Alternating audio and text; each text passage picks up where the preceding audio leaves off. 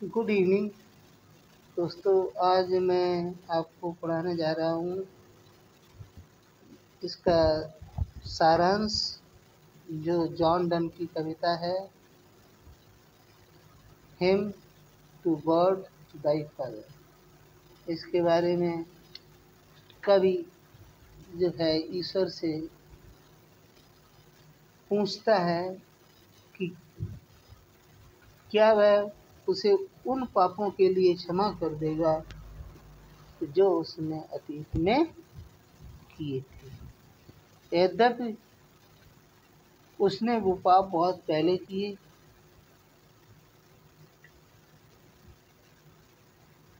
जैसे कि कुछ अन्य लोगों द्वारा भी किए गए। वह पुनः पूछता है कि क्या वह उन पापों के लिए भी उसे क्षमा कर देगा जो वह वर्तमान में कर रहा है।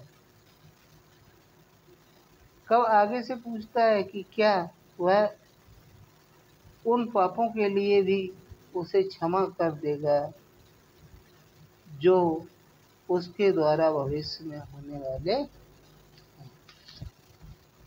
आगे कवि जो है ईश्वर से पूछता है कि क्या उसके उन पापों को क्षमा कर देगा जिसके द्वारा उसने दूसरे लोगों को पाप करने के लिए उकसाया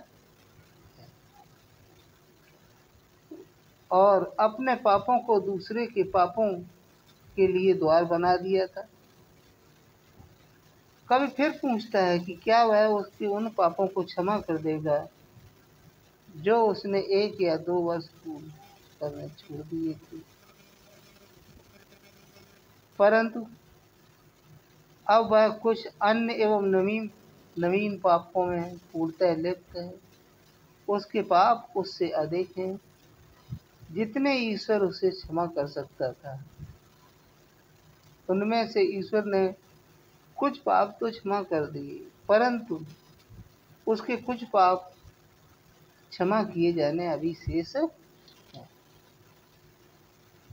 कवि को भय है कि उसके कुछ पाप अक्षम्य हैं। वह पाप है ईश्वर द्वारा आशीर्वाद देने से इनकार करने पर है।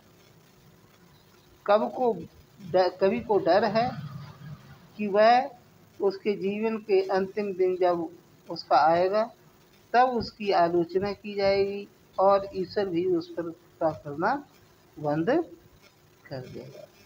अतः कवि ईश्वर से प्रार्थना करता है कि वह शपथ ले, कसम खाए कि मृत्यु होने पर भी ईश्वर उसी प्रकार अपनी दया उस पर बनाए रखेगा जिस प्रकार से अभी तक उसने प्रदर्शन करना जारी रखा हुआ है।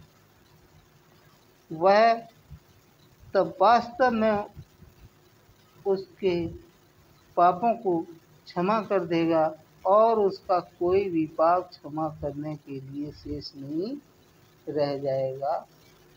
फिर इस प्रकार से कवि जॉन डन ईश्वर से इस कविता के माध्यम से God hymn to God thy father में प्रार्थना करते हैं और ईश्वर से अपने द्वारा किए गए पापों की क्षमा याचना करते हैं। Thanks for watching.